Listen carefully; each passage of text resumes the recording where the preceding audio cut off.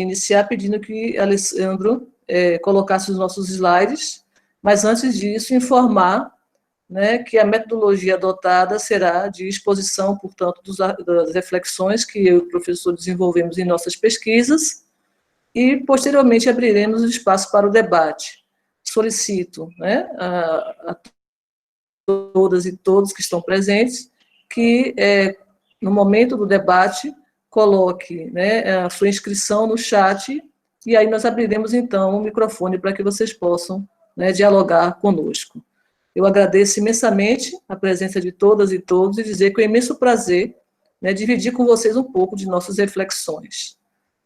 Como vocês podem perceber, né, esse minicurso ele faz parte da jornada virtual da UFES, e ele está relacionado diretamente ao grupo de pesquisa que eu e o professor Brian coordenamos, que é o Nina Simone, Estudos Interdisciplinares de Gênero, e que tem duas linhas de pesquisa, o Nina Brasil e o Nina Antigo. Por favor, Alessandro, se gostaria que você passasse para o próximo slide.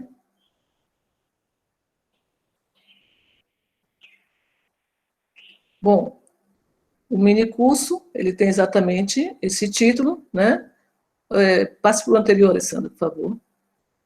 O anterior. Uma história da infância e da juventude, uma reflexão geracional e sua interseccionalidade com as categorias gênero, raça e classe. Esse minicurso será ministrado por mim e pelo professor Alessandro Cerqueira Bastos. Pode passar. Bom, primeira coisa que eu gostaria de refletir aqui com vocês é a discussão sobre o caráter biológico da percepção que os indivíduos têm dessas duas fases da vida humana, a infância e a juventude. É muito comum, no senso comum, as pessoas naturalizarem essas duas fases da vida humana. O que eu quero dizer com isso? Parece que não há nenhum questionamento, né, quando dizemos assim, que as pessoas são crianças ou são jovens. Quando é que as pessoas iniciam a infância e quando as pessoas iniciam a juventude? Na sociedade, há um processo de naturalização. No momento que os indivíduos nascem, são considerados crianças, e as pessoas não delimitam até quando terminaria essa fase da vida e quando iniciaria outras fases da vida humana. Há uma percepção de naturalização dessas fases. Mas o fato é que tanto a infância, que é uma fase da vida humana, quanto a juventude, a outra fase da vida humana, a própria concepção de infância e de juventude são fases da vida humana que não podem ser dissociadas da sua reflexão social e histórica, ou seja, elas são condicionadas pelas sociedades e, ao mesmo tempo, essas concepções de infância e juventude, elas mudam com o tempo. Então, não apenas de sociedade para sociedade, mas mudam também, né, de um tempo para outro, de um período histórico para outro. Há várias noções de infância, várias noções de juventude, a depender da sociedade e do período em que estamos falando. Mas vocês poderiam me perguntar, então, não existem fatores biológicos que definem o que é infância e o que é juventude? Sim, existem fatores biológicos, né? Há uma demarcação no corpo dos indivíduos que indica se você é uma criança ou se você está entrando numa fase que nós conhecemos também, que é também um conceito chamado de adolescência, que é diferente do conceito de juventude. Então, o corpo humano, ele envelhece. Então, você tem um momento em que você nasce, que você passa por transformações biológicas. Então, ninguém nega essas transformações biológicas que passam pelo corpo humano. Mas a percepção sobre essas transformações biológicas, que indicam diferentes fases da vida humana, é que são definidas pela sociedade e que mudam com o tempo. Então, não é negar os aspectos biológicos do corpo humano, mas é entender que esse corpo humano ele é pensado, ele é representado a partir de perspectivas socioculturais e que mudam com o tempo. Ou seja, o corpo humano e, consequentemente, da criança e do jovem é um artefato cultural. Pode passar, Alessandro. Eu agradeço.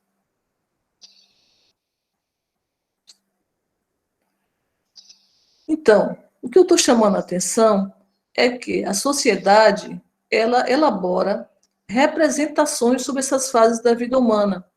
E essas representações, elas são sempre demarcadas por relações de poder, né? Relações de poder que perpassa por algumas categorias, como classe, gênero e raça, ou seja, recorrendo ao que nós chamamos de interseccionalidade. O que eu estou querendo aqui falar sobre isso?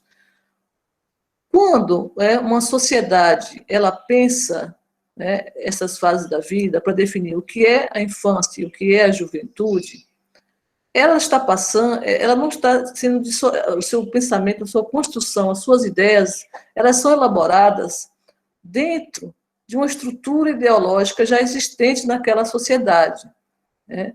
Então, quando demarcamos o que é ser uma criança, não demarcamos de uma forma uniforme, mas a partir, por exemplo, de um marcador de classe. As ideias que elaboramos para pensar e as práticas, tanto assistenciais como práticas de violência, são perpassadas por marcadores como de classe. Quando pensamos uma criança pobre, uma criança de classe alta, os elementos que são elaborados para pensar aquela criança não são os mesmos. Assim como as leis também não são feitas de forma que garante a proteção, né, de todas as crianças, independente da classe. O que significa que ideias, leis, práticas são construídas, né, a partir, né, do demarcador de classe em relação à infância. A mesma coisa, né, é quando pensamos na categoria gênero. Quando pensamos em infância ou em jovens, eles são sempre definidos a partir da ideia do gênero feminino e masculino, que é construído dentro de uma sociedade patriarcal. Então, não é à toa que a primeira coisa que os pais fazem quando descobrem que estão grávidos é perguntar qual o sexo do bebê. Então, a grande preocupação, quando eu falo em sexo, é definir se é feminino ou masculino, e a partir daí estabelecer toda uma hierarquia de poder, se já será, né, a partir de toda uma proposta de inferioridade ou de superioridade. Então, a grande preocupação é em estabelecer, né, padrões para aquela criança desde o momento do seu nascimento, como ela deverá se comportar, como ela deverá agir, como ela deverá pensar a partir do seu gênero. Então, a definição dessa fase da vida humana, ela não pode deixar de ser avaliada se não levarmos em consideração esses marcadores. A questão da raça/etnia também não pode deixar de ser considerada. Por quê? Porque ideias e práticas voltadas para a infância pobre e negra não são as mesmas voltadas para a criança branca.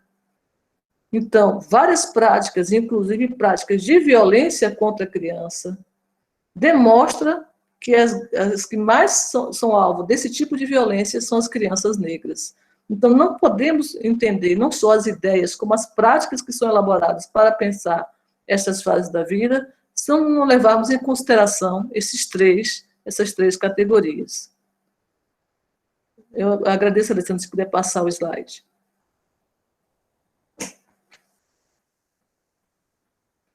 Por isso é que nós recorremos ao conceito de Hirata de interseccionalidade, que é uma proposta, na verdade, para levar em conta, ao analisarmos um determinado sujeito histórico, as múltiplas fontes de identidade que formatam, produzem e reproduzem aquele indivíduo, né? Então, não apenas a categoria gênero, não apenas a categoria classe, e não apenas a categoria raça, né, que nos permite compreender determinada subjetividade dos indivíduos, mas a interseção entre essas três categorias. Pode passar.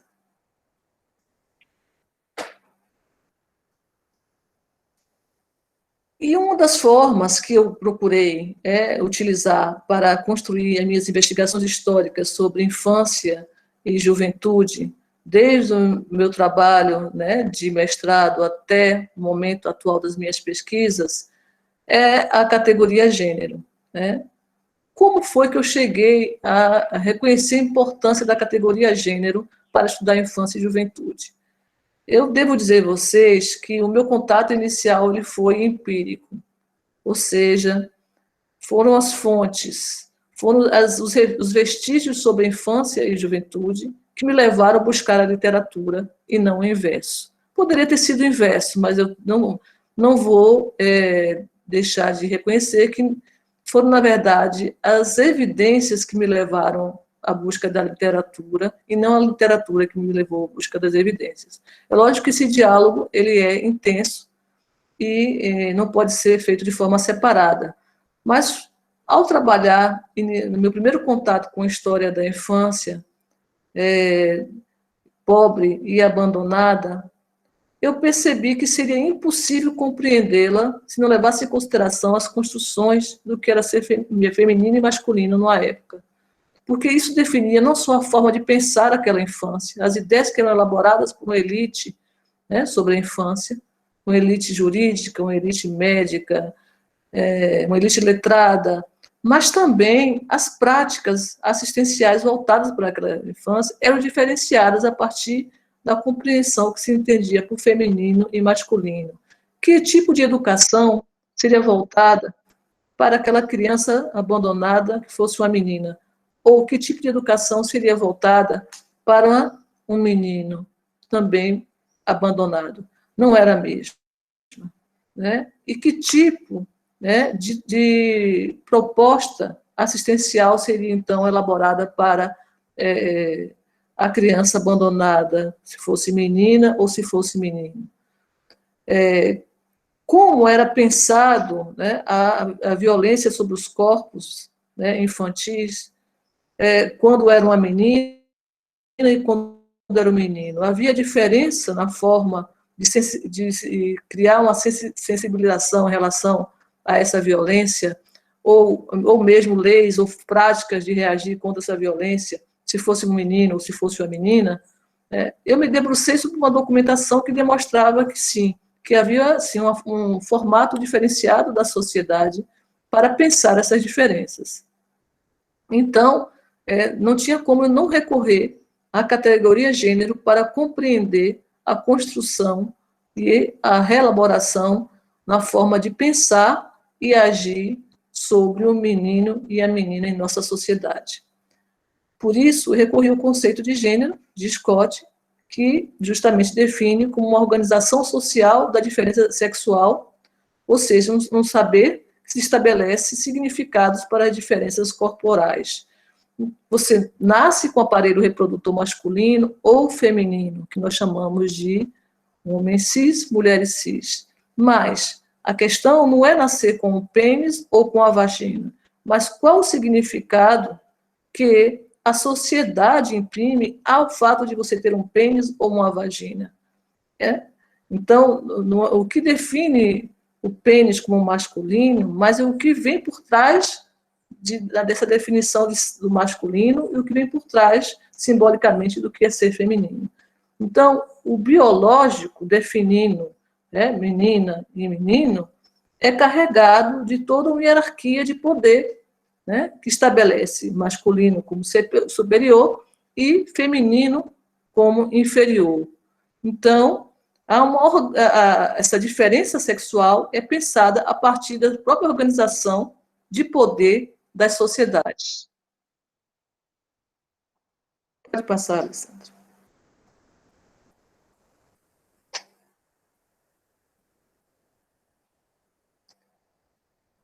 Então, eu parto do pressuposto que as diferenças sexuais elas são culturalmente e historicamente produzidas. E quando eu digo culturalmente, é porque numa sociedade ela possui, na verdade, vários padrões culturais. Então, essas diferenças sexuais elas não são produzidas de forma uniforme por uma sociedade. Né? Em cada cultura, você encontra, dentro da mesma sociedade, uma forma de pensar, de representar e de agir sobre os corpos sexualizados dos indivíduos. Né? E isso muda com o tempo.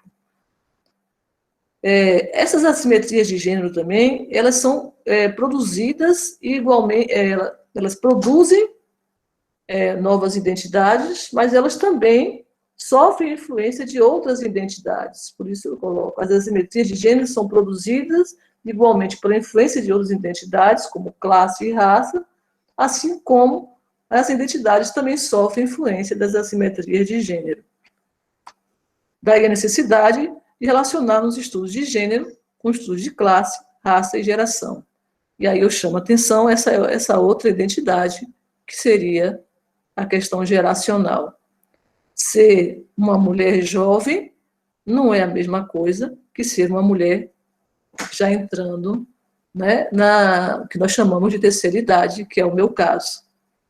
Então, essa discussão da percepção sobre os nossos corpos sexualizados não são os mesmos.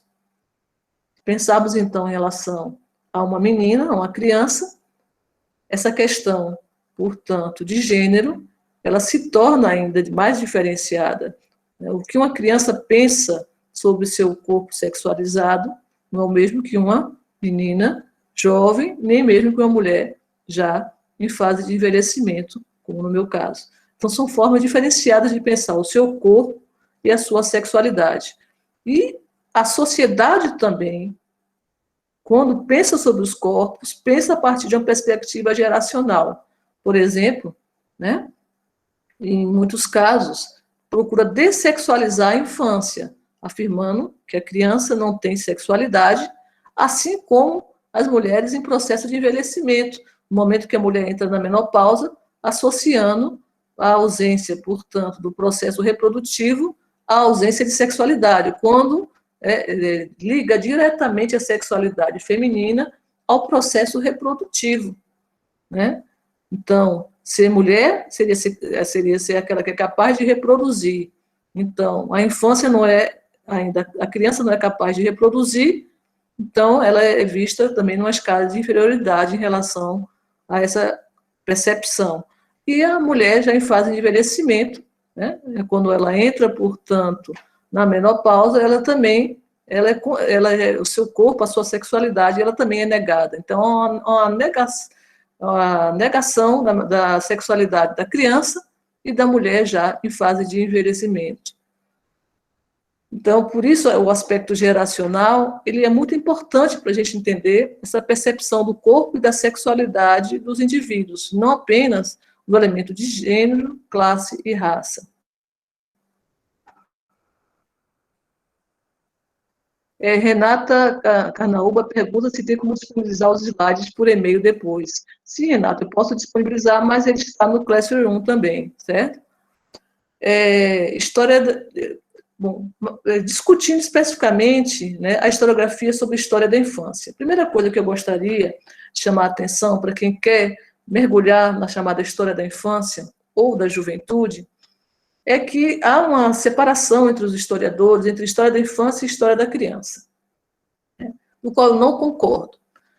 Bom, história da infância, para alguns historiadores, seria a história da relação da sociedade com esta fase da vida, com essa primeira fase da vida humana. Então, é como se houvesse um reconhecimento de que existe uma fase biológica dessa fase da vida humana e que existem ideias produzidas por uma sociedade sobre esta fase da vida humana. Então, estaria no plano da história das ideias, né? A história da infância. E a história da criança, ela seria a história do cotidiano, das experiências infantis, e a relação dessas experiências e desse cotidiano infantil com a sociedade. Então, há uma dicotomia aí entre ideias e práticas, né, nesse tipo de compreensão da historiografia da infância, como se a história da infância pudesse ocorrer a separação entre as ideias e o cotidiano, né, como se o historiador pudesse se debruçar só sobre o pensamento e o pensamento fosse dissociado da prática. Por isso que eu digo que desde o início eu discordo dessa compreensão. Então, para mim, história da infância, história da criança, elas têm o mesmo significado, mas aqui eu já estou chamando a atenção que não é a visão da maioria dos historiadores que se debruçam sobre, né, essa problemática, sobre esse aporte historiográfico. Alguns compreendem que existe sim uma distinção entre história da infância e história da criança. Então, aqueles que se debruçam sobre a busca do cotidiano e das experiências infantis estaria dentro da história da criança. E aqueles que se debruçam sobre as ideias elaboradas pelas sociedades para pensar e para ter o controle, né, dessa fase da vida humana seriam os historiadores ligados à chamada história da infância. Bom, para além das divergências historiográficas, eu gostaria de sinalizar que a infância, historicizar a infância ou a criança, não é fácil. Né? Por quê?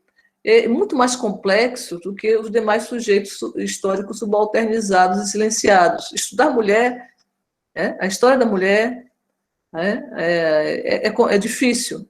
A história dos indígenas é difícil, são sujeitos subalternizados e que é complicado você encontrar vestígios, né, você encontrar vozes desses sujeitos. Mas, no caso da infância, isso é muito mais difícil, porque além de ser subalternizado, né, pelo fato de ser um indivíduo considerado sem voz, né, há ainda essa grande preocupação em diferenciar o que seria infância e o que seria criança. Então, nós, historiadores, ainda nos debruçamos sobre isso. Estamos produzindo uma história da infância ou a história da criança? Estamos no plano das ideias ou no plano das experiências? Né? Então, é o grande problema, o grande dilema daqueles que se debruçam sobre a história da infância. Pode passar, professor Alessandro, eu agradeço. Pode passar.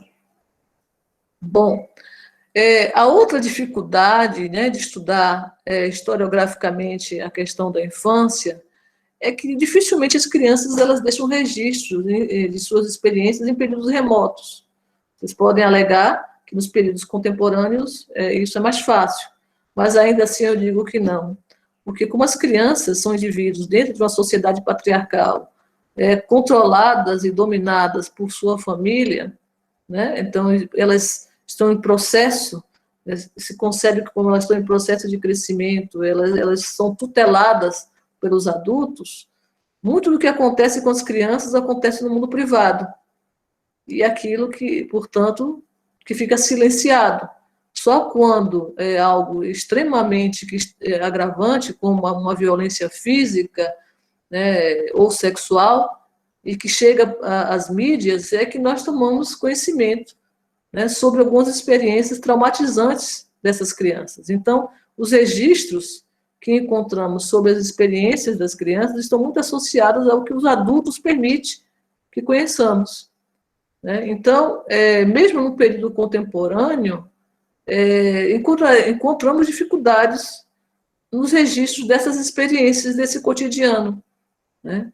Suas alegrias, suas tristezas, suas dores, suas brincadeiras, em geral, elas são acessadas através do que os adultos permitem que conheçamos.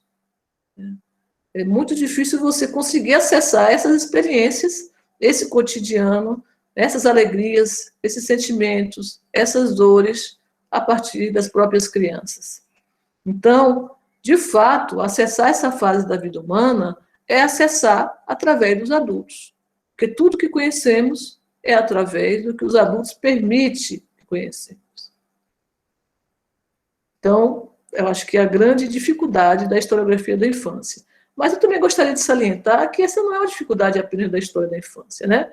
Quem é historiador sabe que o máximo que conseguimos são representações de vestígios de uma realidade passada, né? Dificilmente vamos acessar, nos tempos remotos, a realidade. Vamos sempre ter o quê? Construções e representações. Então, os vestígios que são encontrados sobre as mais diversas fases da vida humana e os mais indivíduos subalternizados sempre por vias indiretas. Então, eu acredito que não é uma dificuldade que impossibilite que a gente procure desenvolver uma compreensão sobre como uma sociedade não só representou, mas estabeleceu práticas de controle sobre os indivíduos denominados crianças. Pode passar, meu amigo Alessandro.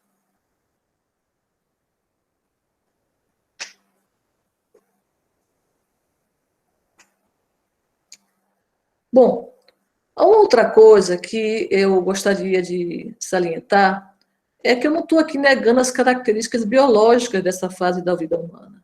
Sabemos que a primeira fase da vida humana, que é o momento em que nascemos, é definido como infância. Então, nascemos, somos crianças. Biologicamente, estamos ainda desenvolvendo o nosso corpo. Então, existe um corpo biológico que define essa fase da vida humana, né? A ausência, inclusive, de um desenvolvimento do corpo humano, né? Está em processo inicial de desenvolvimento. Então, não estou negando as características biológicas, nem a fragilidade dessa fase da vida humana. Ninguém pode negar que existe uma fragilidade de crianças ao nascer, né? E até completar o seu desenvolvimento biológico. Então, uma fragilidade fisiológica, né? E uma fragilidade também psicológica. Mas o que eu estou querendo chamar a atenção é que também não podemos deixar de reconhecer o caráter histórico e cultural das percepções que se elaboram sobre esse corpo, sobre essa fase da vida, né? Sem negar as características biológicas, a forma como a gente pensa e constrói práticas para cuidar ou controlar esse corpo é definida por determinadas culturas e por determinados períodos históricos de forma diferenciada, e isso é inegável. Por que eu estou chamando a atenção para isso? Hoje em dia, se você assistir na televisão um caso de infanticídio, dificilmente uma pessoa não vai ficar chocada com o crime de infanticídio, correto? O infanticídio, todo mundo sabe, né, que é um crime praticado após o nascimento, né, da criança, logo após o nascimento da criança. Então, a criança nascendo viva, então não é o aborto, e logo após o nascimento, a mãe ou alguém próximo põe fim à vida daquela criança. Esse infanticídio, a prática de infanticídio, portanto, que é criminalmente condenada em nossa sociedade, ela vai ter diversos momentos em que ela vai ser criminalizada, não tenho dúvida, mas a sensibilidade que a sociedade vai ter em relação a esse ato, né, de se chocar, de sensibilizar, de não aceitar, vai variar no tempo, né? Então, e além disso, né, a própria forma de criminalizar, ela muda também no tempo. Então, ceifar a vida de uma criança logo após o nascimento, hoje pode provocar, né, nas pessoas uma indignação. Mas a pergunta que se faz e que foi a pergunta que eu fiz, como se formatava, sempre houve uma indignação, e se houve, quais eram os parâmetros utilizados para os indivíduos se indignarem, né, com o fato de uma vida de uma criança ser ceifada logo após o seu nascimento. Por exemplo, argumentos humanistas, argumentos cristãos, né, o que leva uma sociedade, né, a estabelecer como algo condenável, como, por exemplo, a prática do infanticídio, né, ou a prática do aborto. O que leva, portanto, né, uma sociedade a criminalizar e quais são os elementos que aquela sociedade utiliza para definir que aquilo deve ser condenado, né, e não deve ser praticado? E, ao mesmo tempo, o que leva uma sociedade a ficar mais indignada do que outras em relação àquela prática, né, de violência sobre um corpo infantil, como o do infanticídio. Que aí eu vou mais adiante em relação ao estupro, que é o que nós vamos discutir posteriormente, né? O estupro realizado sobre um corpo de uma criança, né? O que leva uma sociedade criar elementos para considerar aquilo ali um crime. Quais são, na verdade, os valores que estão por trás daquele processo de criminalização? Então, eu não estou negando as características biológicas dessa fase da vida, mas o fato é que as percepções elas não são as mesmas para todas as sociedades e em todos os momentos. Pode passar, Alessandra. Slide. Por isso, eu reafirmo que a infância ele é um segmento socialmente construído. Mas, como a infância é uma fase da vida humana, é chamada primeira fase da vida humana, né? E ela faz parte, portanto, de uma estrutura social e cultural, a forma de pensar seus corpos, a forma de pensar sua sexualidade, ela está atrelada a outros marcadores que definem, né, o gênero daquela criança, que são os marcadores de masculinidade, de feminilidade, as identidades de masculinidade e feminilidade, né? No momento em que nascemos e que a sociedade busca, de uma forma extremamente controladora, definir apenas, a partir de uma visão binária, a ideia de dois sexos, masculino e feminino, e a outra coisa que eu queria chamar a atenção, que essa noção também, né, da existência de dois sexos, também é algo que foi construído historicamente, né? Até o século XVIII, existia a compreensão de que existia apenas um sexo. A teoria de que existia apenas um único sexo seria o sexo masculino, e o sexo feminino seria uma versão inferior do sexo masculino.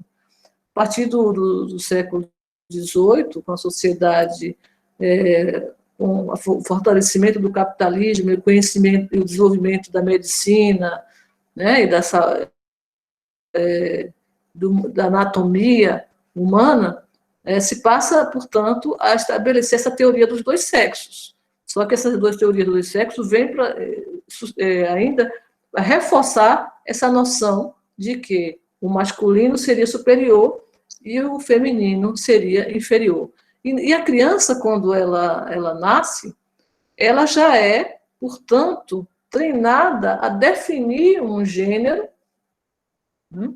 E um gênero a partir desses marcadores, dessas identidades de masculinidade e feminilidade. E, portanto, elas já são elaboradas dentro dessa hierarquia de poder, de superioridade ou de inferioridade. Pode passar, meu amigo. O slide. Pode passar, Alessandra.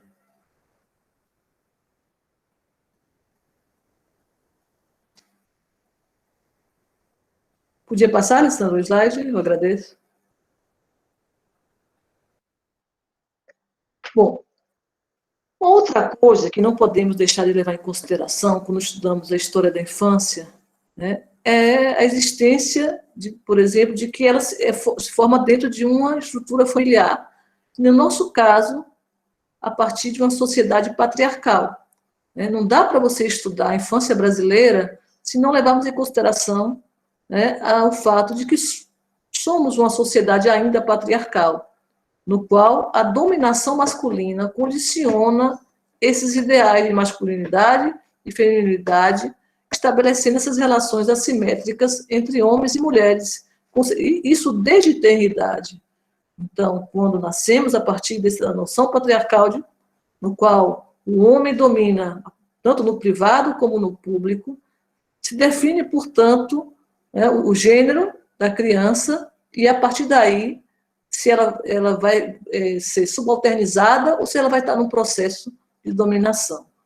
Então, não dá para você pensar as assimetrias de gênero e a própria história da infância, se, ao meu ver, se não levarmos em consideração a estruturação patriarcal da nossa sociedade e o processo de dominação masculina que define e redefine noções de feminilidade e masculinidade. Pode passar, meu amigo, o slide.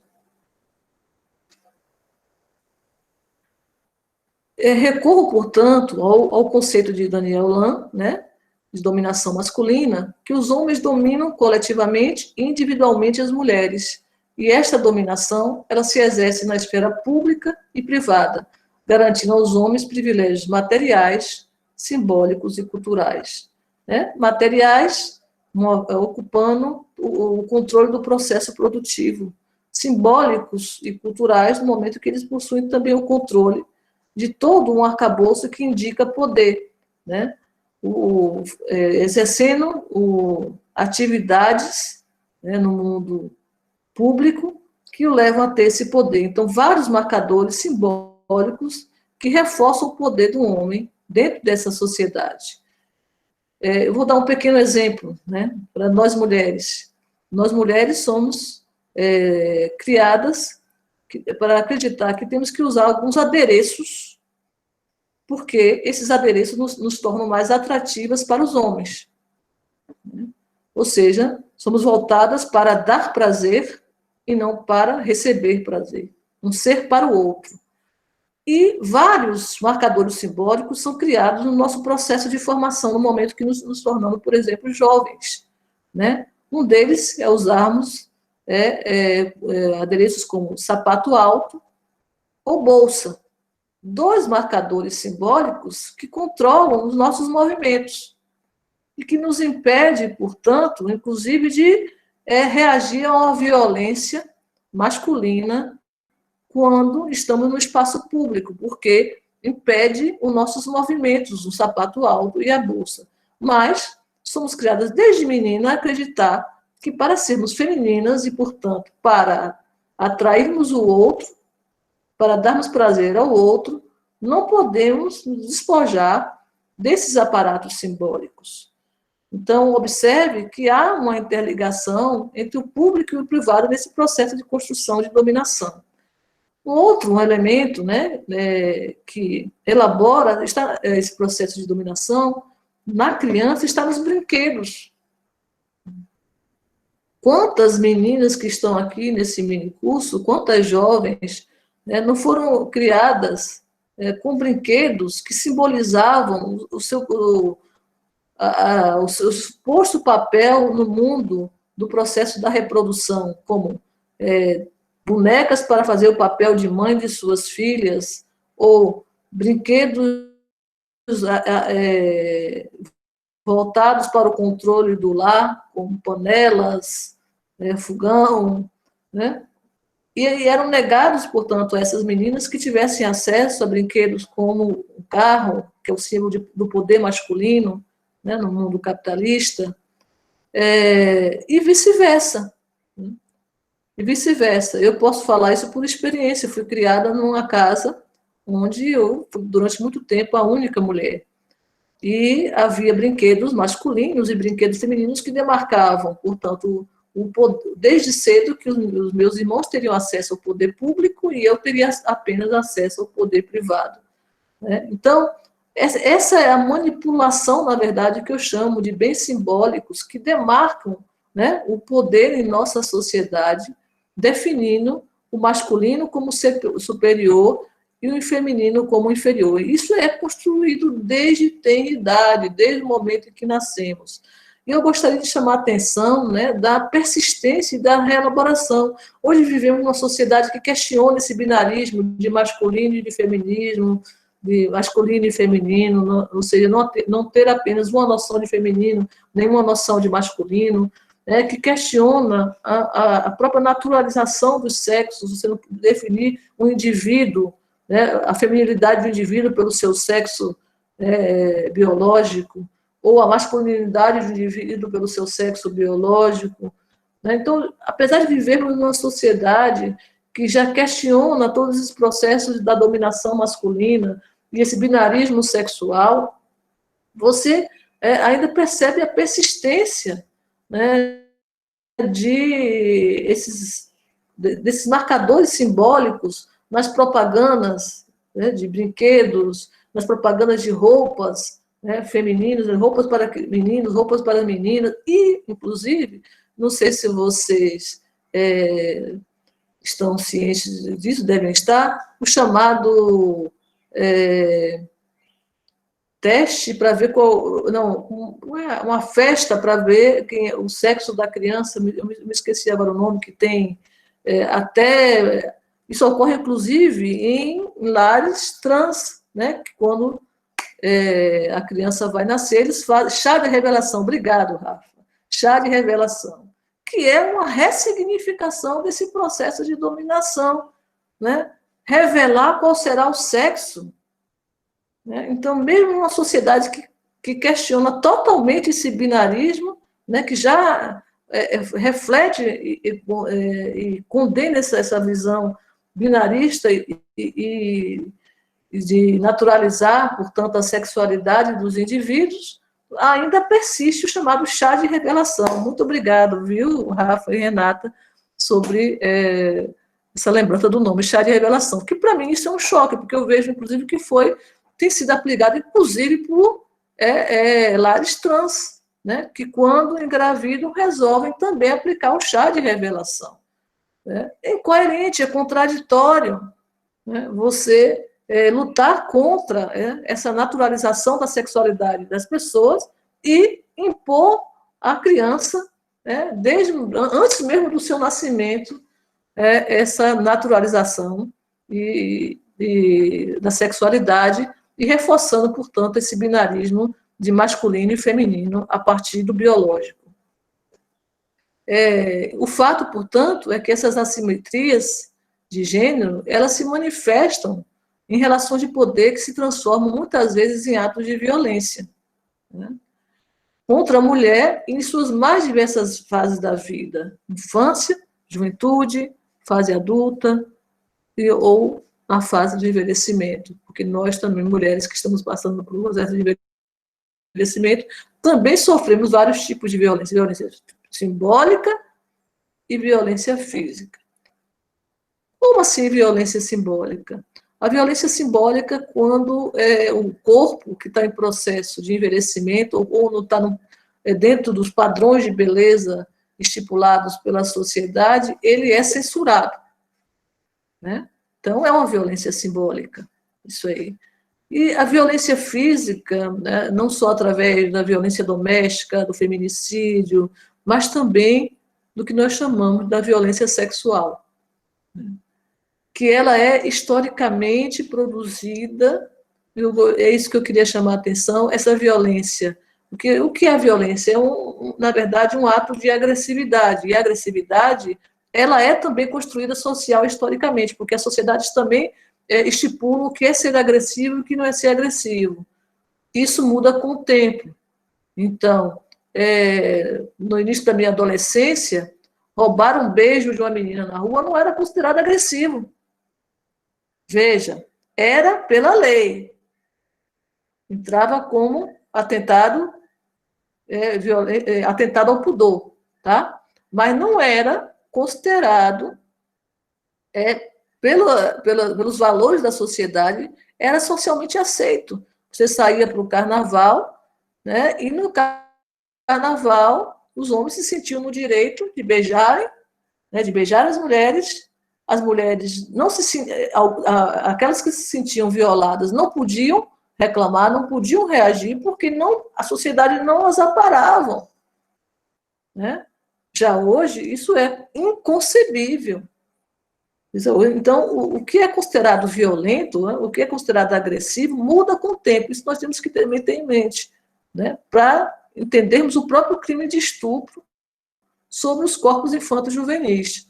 Se a gente pensar que é ahistórico, a gente não vai entender por que a sociedade, ou de Salvador, ou de Feira de Santana, reagiu de uma forma ou reagiu de outra, né?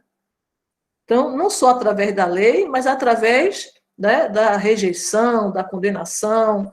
Por quê? Porque a própria noção do que é o que define um ato agressivo ou não agressivo sobre os corpos, ou infantos juvenis, ou sobre os corpos das mulheres, isso muda com o tempo. Ok? Então, não podemos deixar de levar em consideração essa questão. Por isso, né, uma das fases da minha pesquisa é estudar a questão do estupro. Quero dizer que não é a única. Nesse minicurso, eu estou aqui mostrando o estupro enquanto um processo da dominação masculina. Tá? O estupro de crianças e de jovens, eles realmente não, inclusive quando a relação sexual, algumas consideradas até consensuais, elas muitas vezes são decorrentes da chamada dominação masculina. É uma forma que eu não abro mão de pensar. Mas foi um ato consensual. Aí eu estou falando de uma jovem e não de uma criança. Bom, quais foram os elementos que foram utilizados para que aquele rapaz ou aquele homem tivesse acesso aos prazeres e ao corpo daquela jovem? Né? Que elementos simbólicos, né, além da força física, ele utilizou para, né, convencê-la a ser o seu objeto de prazer. Então, essas questões nós temos que levar em consideração, porque nem toda relação consensual que envolve uma criança ou uma jovem pode, especificamente uma jovem, pode dizer que foi uma relação de fato consensual. Por quê? Porque perpassa os elementos que estão decorrentes de uma dominação masculina. Por isso, eu gostaria de pedir licença para vocês para mostrar, exemplificar esse argumento que eu estou levantando aqui, com alguns exemplos que eu retirei do estudo de caso de estupro, através de uma documentação acessada pelo SEDOC, uma documentação da Universidade Estadual de Feira de Santana, os processos crimes de estupro, especificamente de estupro. E aí eu trouxe um exemplozinho que eu gostaria de compartilhar com vocês, certo? Um deles é esse que eu estou citando aí no slide, que diz o seguinte: um caso de estupro envolvendo uma criança de 13 anos. Eu estou chamando de criança. Já começo aí questionando. Vocês consideram que é uma criança? Uma menina de 13 anos? Porque a noção do que onde começa e onde termina muda com o tempo e muda com a sociedade, tá? Então, eu estou chamando de criança. No período em que eu analiso, ela não é chamada de criança. Então, eu queria chamar muita atenção para isso. A sociedade não a via como criança, a via como jovem. Agora, a lei estipulava que ela era uma criança, porque permitia que caísse no caso de estupro, mesmo que supostamente a relação sexoafetiva entre ela e o adulto fosse consensual. O crime de estupro, de 1940, né, do Código Penal de 1940, estipulava isso, que ela não tinha capacidade para discernir. Então, a lei era uma coisa, mas o senso comum das pessoas envolvidas não havia como criança, havia como uma jovem capaz de discernir e fazer suas opções.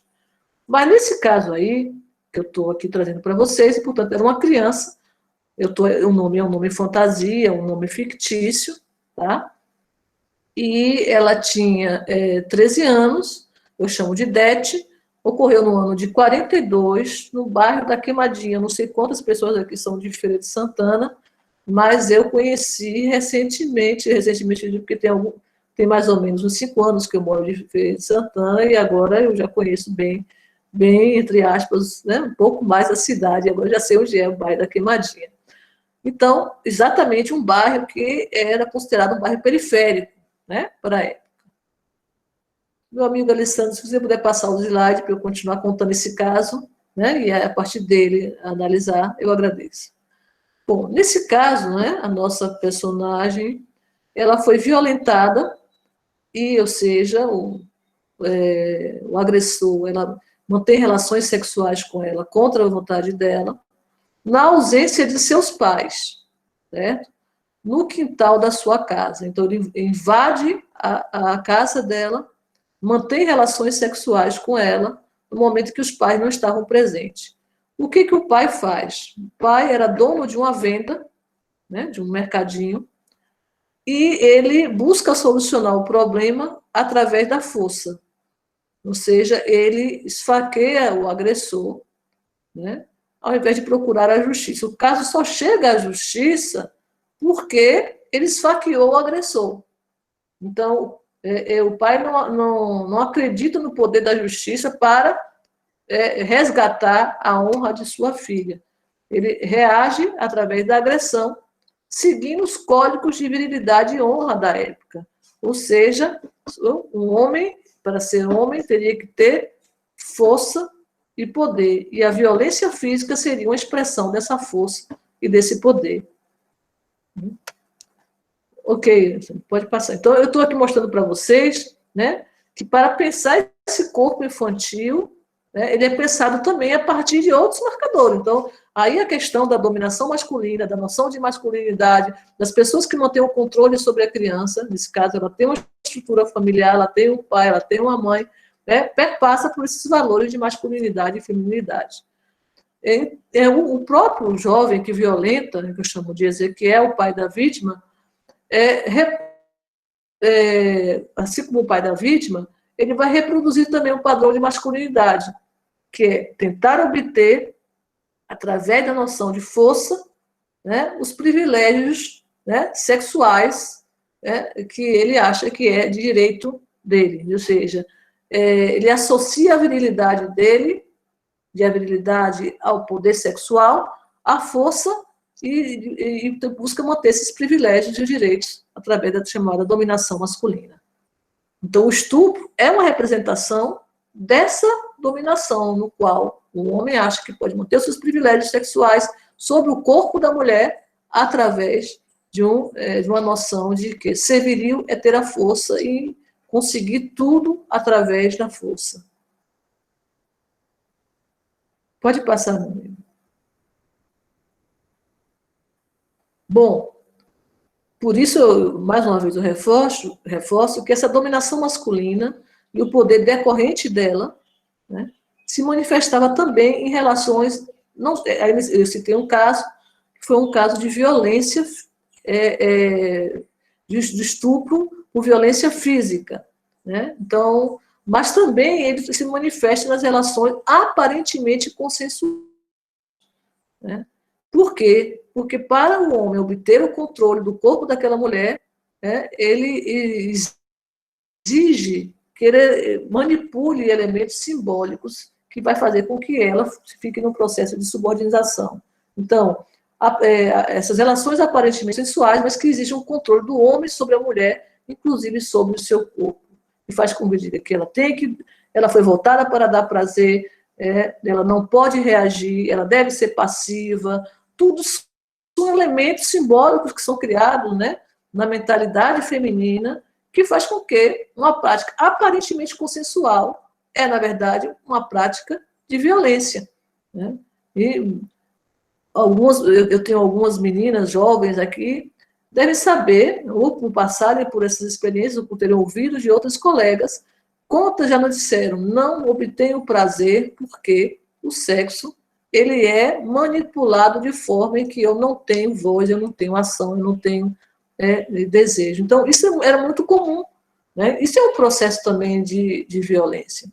Isso, você pensar também o estupro dessa forma, né? Não apenas como uma imposição da força física, mas também de uma manipulação de mecanismos, né, simbólicos que fazem com que a vítima não se encontre em condições de romper e aceitar, né, aceitar aquela prática de uma forma opressora. Então, o que eu queria chamar a atenção é que essa assimetria entre os gêneros, essa desigualdade entre os gêneros, fruto da dominação masculina, e a consequente subordinação da mulher, ela se torna mais evidente quando há uma substancial diferença de idade entre os namorados. Aí que entra a questão geracional. Né? Quando você tem, né, na relação entre os namorados, né, uma diferença muito grande, um homem adulto e uma criança, né, ou uma jovem, como vocês queiram chamar. Como eu citei ali no caso, né, de Dete, ela tinha 13 anos e o seu agressor já era um homem adulto.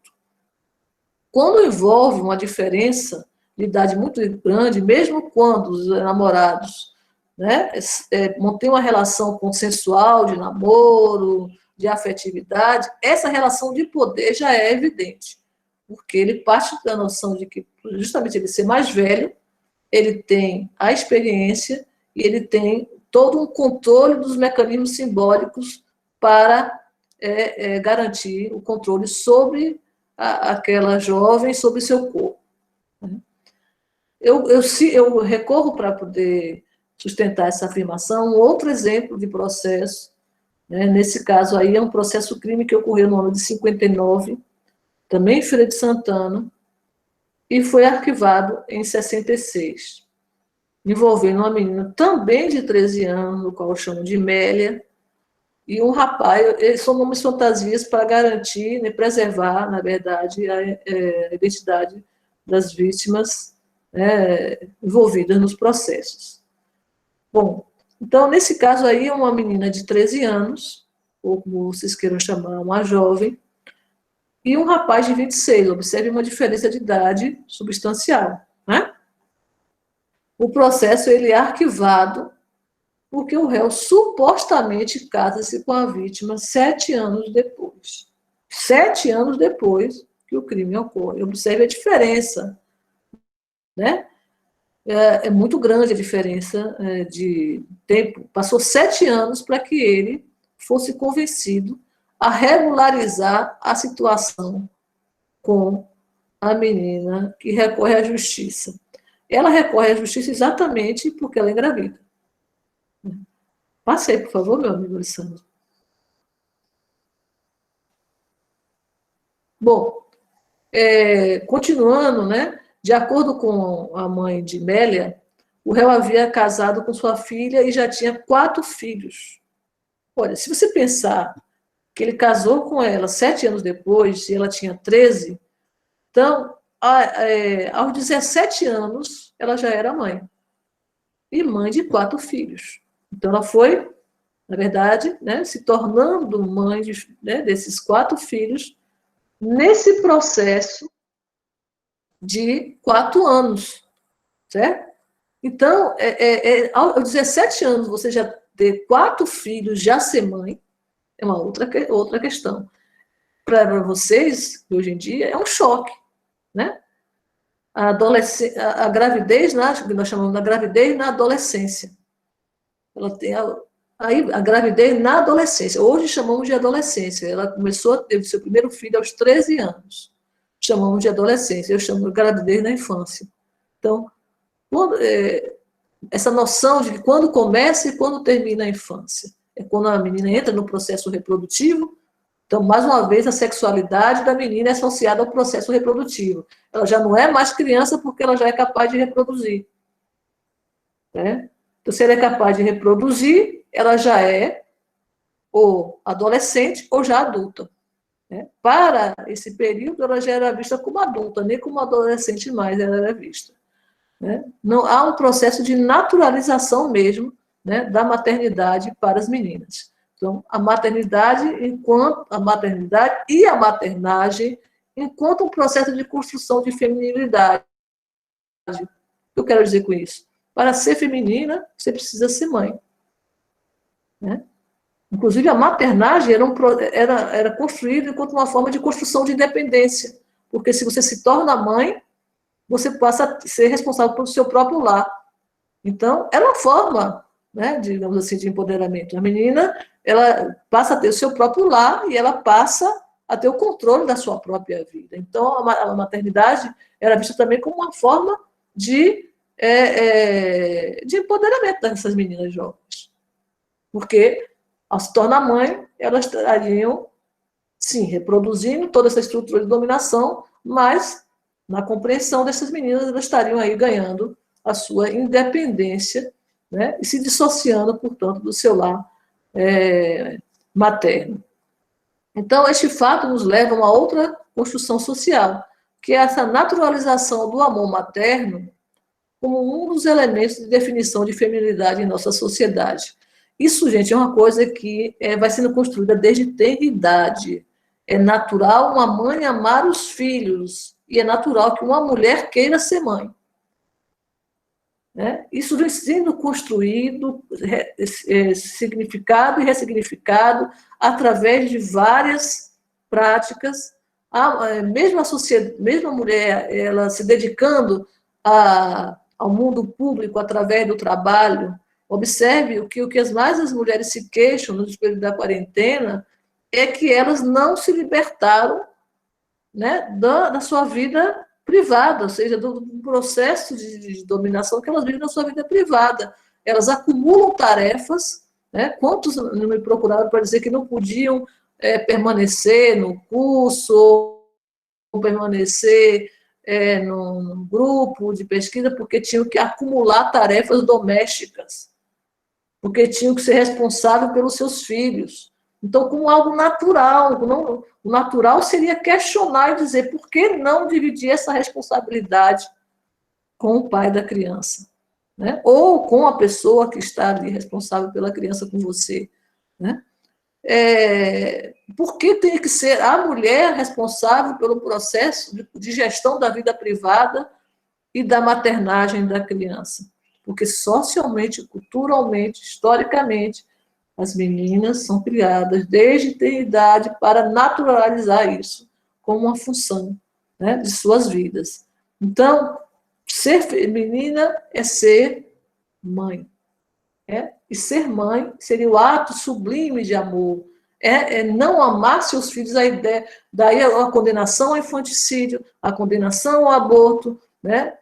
Ou qualquer tipo de controle do processo reprodutivo, né? Porque como uma mulher chega aos 30 anos, né, em nossa sociedade, em todas as classes sociais, lógico, isso muda de uma classe para outra, mas essa ideologia de que o amor materno é natural, que todas as mulheres, e aí as mulheres, essa noção de feminilidade, de ser feminina, todas as mulheres naturalmente possuem esse amor, né?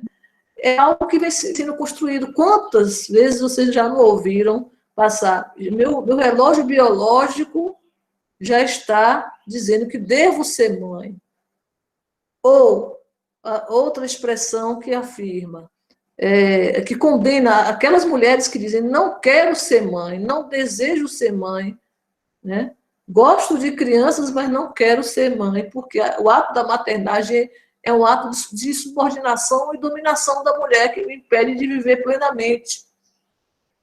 As mulheres que têm coragem de falar isso, elas são extremamente condenadas até hoje na nossa sociedade, porque há essa naturalização do amor materno como uma definição da feminilidade da mulher.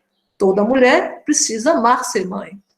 Então, há esse processo, isso se constrói desde ter idade, quando você nasce e quando, desde as brincadeiras, as relações sociais dentro de casa, são sempre definidas de que o papel da menina é gerir o lar e gerir o cuidado com a família.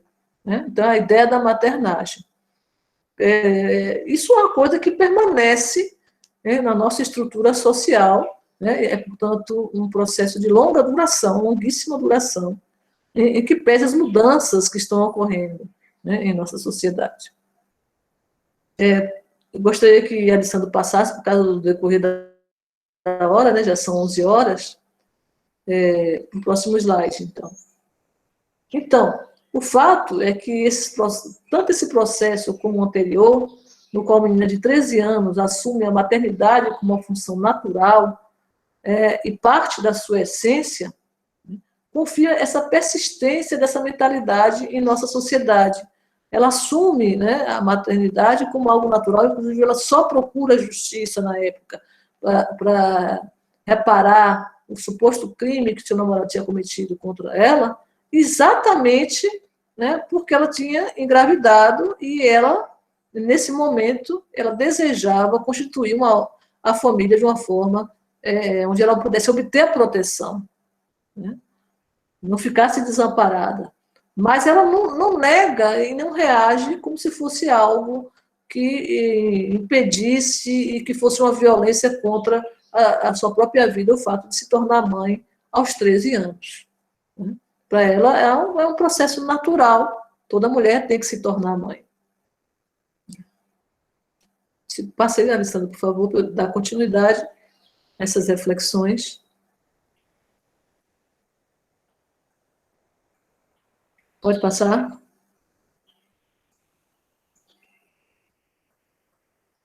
Bom, mas assim, uma outra coisa que eu gostaria de ressaltar é a ideia da resistência. Toda norma tem a resistência a ela. Toda ideologia dominante também tem sua resistência a ela. As pessoas não simplesmente absorvem sem resistir. Eu citei o caso das mulheres hoje em dia que contestam e dizem publicamente que não quero ser mãe, não desejo ser mãe, é opressor ser mãe, ou mesmo aquelas que se tornam mães e dizem assim, eu gosto dos meus filhos, mas eu não gosto de ser mãe. O que elas querem dizer com isso? Né? Elas não estão dizendo que não gostam da sua prole, elas estão dizendo simplesmente que não gostam do ato de ter que criar, porque é um ato que exige só da mulher. Né? Então, então existe resistência. Onde há dominação, há resistência. Né? Só que e essa dominação e essa resistência, ela se manifesta de diversas formas. Eu citei uma, né, você negar ser mãe, você se negar a ser mãe, até com prática, assim, através do processo de controle reprodutivo, mas também através do aborto. O aborto também uma forma da mulher negar essa imposição da maternidade. Né? É uma forma. Então, você nega essa imposição da maternagem como algo natural e positivo através do processo do aborto. E aí eu gostaria de, mais uma vez, pedir licença a vocês para exemplificar, né, que isso não, portanto, é algo que ocorre historicamente na nossa sociedade, mas que a percepção sobre esse aborto é que muda, né, com o tempo. Eu queria citar um outro processo crime, e não é de aborto, viu, gente? Ele é um processo de sedução. Estou citando aí processo de sedução, não de aborto. Mas que nesse processo de sedução que ocorreu entre 68 a 77, observe também, a justiça empurrando, né, para resolver os conflitos dessas mulheres que recorriam à justiça, normalmente mulheres das classes pobres ou empobrecidas. Já no caso desse caso de aborto, a menina já era uma jovem. Depois o professor Alessandro vai fazer essa discussão, né, de juventude. Uma jovem de 19 anos, e ela tinha deficiência auditiva. Né? Então, de acordo com os autos, né, ela teria sido seduzida, aspas, pelo namorado, com promessas de casamento. E, ao engravidar, ela foi obrigada a abortar.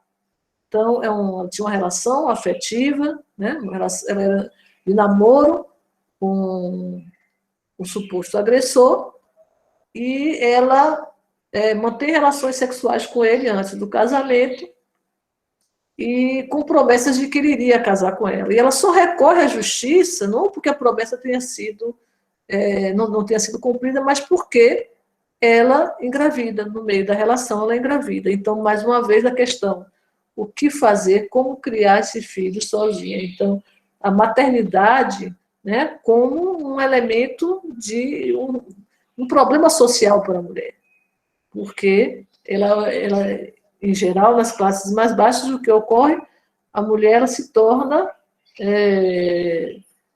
a pessoa que vai gerir o seu lar, vai ser responsável pela criação não só dos filhos e o cuidado do filho, mas pelo sustento dos seus filhos. Então, o fato de uma mulher engravidar, né, pertencer às classes mais baixas, e ela engravida, então é muito mais que a questão da honra, né, que é o conceito de honra vigente da época, e que perpassava as elites também, né, a honra ditada pelo controle da sexualidade feminina. Não vou entrar muito nesse detalhe, porque o professor Alessandro vai. Sila disse que meu áudio está cortando. Todo mundo está tendo dificuldade em me ouvir? Por favor, coloque aí no chat. Ou só Silas que está tendo dificuldade? Por favor. O professor Brian disse que está ouvindo. Os outros demais estão dizendo que estão ouvindo também. Então, eu acho que foi só... Então, acho que o problema então, não está na minha conexão, né? O problema deve estar na sua conexão. Uma tentativa que você pode fazer é sair e voltar, para ver se consegue resolver o problema, porque a grande maioria que está dizendo no chat está conseguindo me ouvir. Então, eu aconselho isso, que você saia e volte, para ver se você consegue resolver o problema. Ok?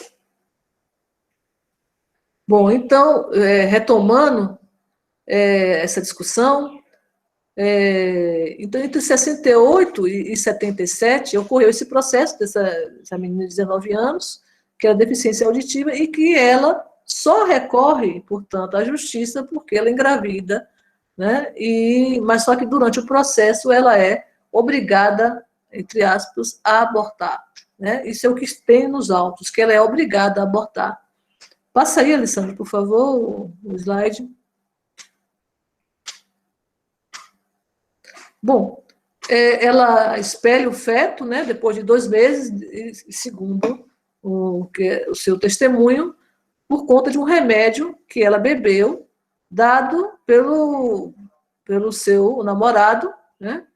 E aí aqui eu estou reproduzindo exatamente a fala dela, né? Ela diz assim, que foi transcrito no processo. A vítima expeliu um feto de 2 meses em decorrência do remédio que bebeu, que a vítima falou a Tito aí no caso é o namorado dela, que estava grávida, e esta dissera que não falasse com ninguém, que tem cerca de 2 meses, mais ou menos, que a vítima expeliu o feto, que antes de extrair o feto, quando a vítima apertava os seios, saía leite, e que a vítima, depois do aborto, nunca mais teve saúde. Por que eu coloquei aqui, né, fiz essa transcrição? Porque no decorrer da análise do processo, eu verifico que ela não se sente, em nenhum momento, culpada, né, como a sociedade gostaria, com o fato dela ter praticado o aborto. Ela praticou o aborto, segundo ela, porque o namorado fez ela tomar um remédio para que o aborto ocorresse. Mas em nenhum momento ela se sente penalizada porque perdeu, pelo menos no seu depoimento, porque ela ficou triste, ficou arrasada porque perdeu o filho, não. O que ela chama atenção todo o seu depoimento fui obrigada a tomar um remédio e depois disso nunca mais tive saúde. Então, o que salienta a fala dela minha saúde nunca mais foi a mesma. Ela estava preocupada com o seu corpo e com a sua saúde, né? Então, o que deixava ela, na verdade, assim, talvez indignada, porque o que aparece em seu depoimento é o fato de que ela foi obrigada a realizar uma prática do aborto que afetou a sua saúde e que ela foi abandonada, né, pelo seu namorado. Então, não você percebe, portanto, no depoimento que não há uma indignação pelo fato dela ter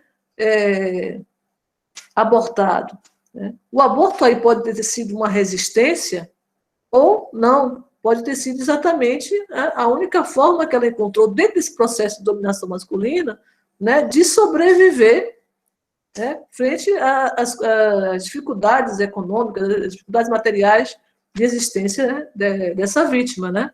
Então, pode não nem ter sido uma forma de resistência, mas o que me chama a atenção como resistência aí é o fato dela não se sentir culpada. Por que eu estou dizendo isso? Porque eu já fiz outras pesquisas, né, no meu trabalho de mestrado, em relação ao abandono, que as mães, quando deixavam seus filhos, às vezes elas deixavam bilhetes internalizando, né, essa ideologia de que o amor materno é natural. Elas deixavam o bilhete reforçando que se sentiam muito tristes, penalizadas, por terem deixado seus filhos abandonados, né? Então, sempre eu encontrava relatos desse tipo. Então, uma internalização realmente, né, dessa ideologia do amor materno, a naturalização do amor materno. Mas não é o caso aí. Você não encontra em nenhum momento na fala da depoente uma indignação pelo fato de ela ter praticado o aborto. O que ela está indignada é o fato dela ter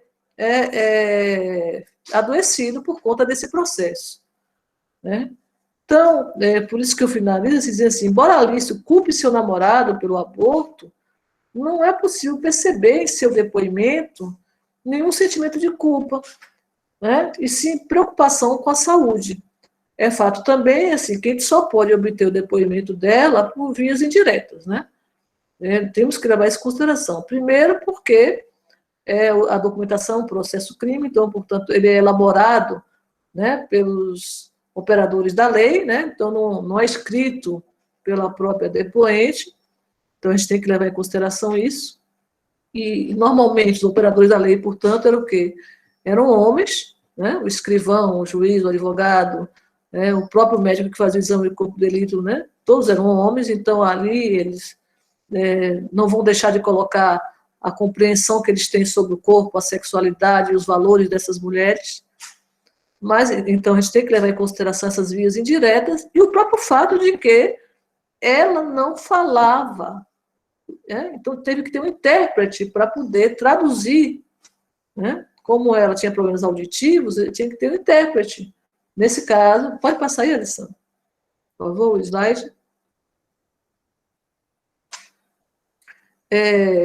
Por ela ter essa deficiência auditiva, então tem duas vias indiretas. A via indireta de ser uma documentação elaborada por os operadores da lei, portanto, pertencente não só ao gênero, em geral, masculino, mas também, né, de uma determinada elite intelectual, mas o seu depoimento também foi extraído através de um intérprete. Né? Então, todo o processo crime, sua fala é sempre filtrada pela narrativa do escrivão e da intérprete.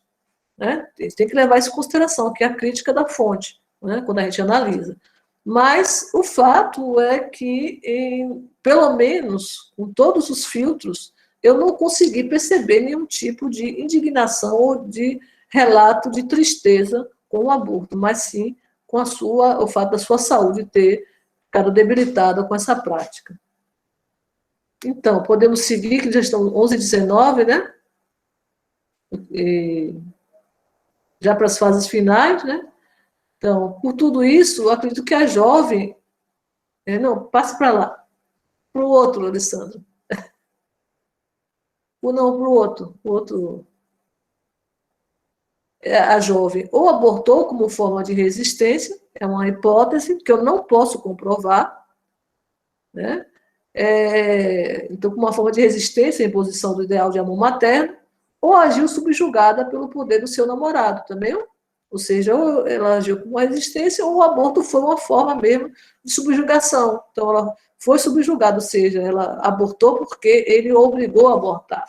Ou porque ela desejou abortar, né, eu não quero ser mãe. Então, seria uma forma de resistência. Mas são duas hipóteses viáveis aí, né, nesse processo, que eu deixo em aberto para que vocês cheguem às suas conclusões. Bom, podemos continuar, né, então, para finalizar, né, a minha apresentação. Vamos lá, Alessandra? Vamos para as considerações finais. Então, o que eu pude chegar, né, como conclusão? Assim, que eu trago para vocês como conclusão, né, de toda essa análise da documentação que eu venho desenvolvendo agora, né, na cidade de Feira de Santana, nos processos crimes, não só trabalho com estupro, mas com sedução, com rapto, né? Eu cheguei à conclusão que, em primeiro lugar, né, eu faço um estudo comparativo entre Salvador e Feira de Santana, que os processos crimes envolvendo crianças e jovens, agora, nesse caso de Feira de Santana, predomina um ideal de masculinidade, que está sempre associado à força, à violência e à ação. Ou seja, os agressores, né, os seus relatos, são sempre perpassados por esses ideais de masculinidade, de força, de violência e de ação. Enquanto os relatos das supostas vítimas, né, estão sempre associados a outros ideais de feminilidade, que estavam diretamente ligados à ideia de ser feminina é ser passiva, então, até quando elas descreviam o ato sexual, ser feminina é não ter o controle da sua racionalidade, e, ao mesmo tempo, ser feminina é ser voltada para o cuidado com o outro, o que leva à maternidade e à maternagem. Passei, por favor, Alessandro, o slide.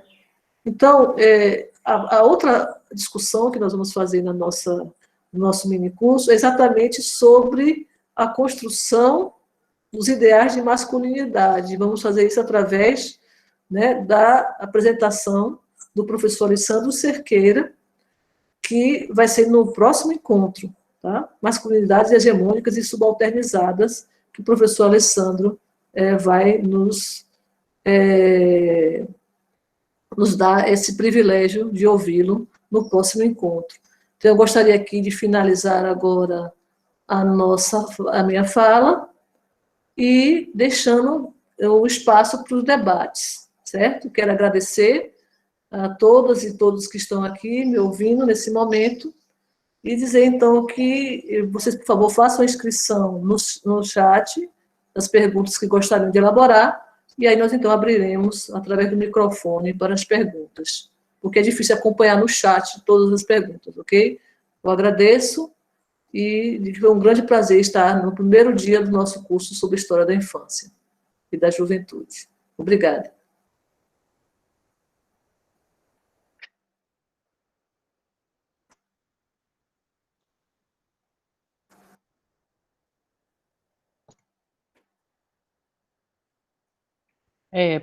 Tem uma Alguma pergunta, pergunta? Quem quiser. de Rafa Azevedo, que ela fez às 10 horas, 10h47, quando a senhora estava falando, ela fez a pergunta, ou ele, não sei, fez a pergunta aqui no chat. É uma pergunta de 10h47, foi uma pergunta escrita. Você pode ler para mim, Alessandro, por favor, que eu tentaria A pessoa responder. pergunta o seguinte: de certa forma, os beijos roubados eram até desejados por conta da socialização e estavam constantemente nos romances, reforçando esse processo?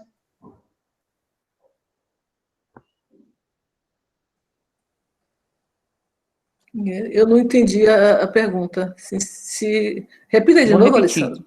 É por isso que eu gosto que fale no microfone. A pergunta começa assim: de certa forma, os beijos roubados eram até desejados por conta da socialização e estavam constantemente nos romances, reforçando esse processo? Né, a pessoa quer saber se esses beijos eram desejados justamente pela socialização das meninas.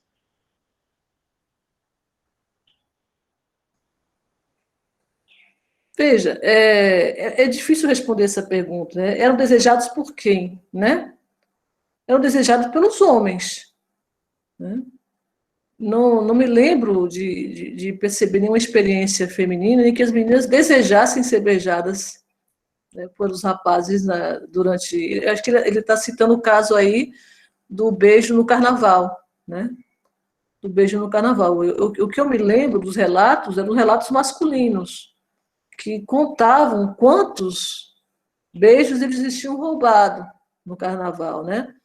O carnaval só teria sido bom se ele tivesse conseguido beijar várias bocas, né? Mesmo de forma impositiva. Não me lembro de nenhuma menina, né, da minha idade dizendo que saiu para o carnaval acreditando que o carnaval seria exatamente receber beijos roubados. Né? Não havia, portanto, por parte da jovem, né, das mulheres, de nós mulheres, essa compreensão de que fazia parte das relações sociais. Mas havia uma aceitação, né? Havia uma aceitação por parte da sociedade como algo comum, que os homens pudessem exercer, né, o seu desejo naquele momento de transgressão que é o carnaval, roubando beijos das meninas. Né? Então, aquilo não era visto como um ato de violência. Basicamente isso. Então, a sociedade considerava natural, era um momento de transgressão, um momento onde as pessoas deveriam estar ali, né, rompendo supostamente com as regras, com as normas, com o carnaval, e ali, então, né, os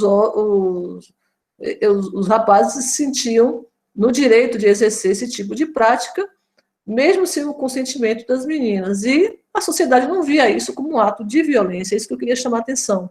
Né? Não havia, portanto, como hoje, chegar na televisão, né, as meninas fazerem a denúncia. Né? Normalmente, aquelas que sofriam esse tipo de violência reclamavam apenas com suas colegas que estavam próximas, mas não passava disso aí, né? Porque sabiam que não teria nenhum tipo de apoio. Se sentiam indignadas, mas não havia nenhum tipo de apoio, né? De solidariedade. Então, não acredito que fizesse parte das relações sociais, mas de uma compreensão da época de que o homem podia exercer o seu desejo sobre o corpo feminino, que isso aí, uma vez que não envolvia, era uma prática, eu acredito que o beijo é uma prática sexual, né? Mas não era visto como uma prática sexual. Então, que isso aí não era violar a sexualidade feminina. Não sei se ele está aí, se eu consegui responder a pergunta. Tem alguma outra pergunta? Parece que Pedro pediu para se inscrever. Isso. Pronto. Ok. Pedro, pode abrir seu microfone, então, e fazer a pergunta.